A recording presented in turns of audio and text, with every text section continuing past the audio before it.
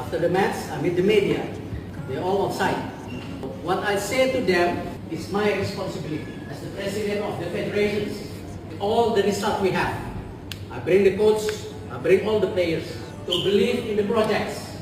The question, do you all still believe in this project? Do you still believe on me as a leader? Yes. Because otherwise, I'm willing to step down.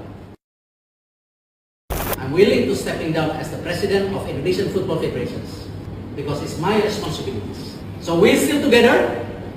Yes. We have 5 matches, 3 homes, 2 away. We need 9 points to be number 3 or number 4, even number 4 maybe. So tonight, I want every individual in this room to review what went wrong. If you want to be stay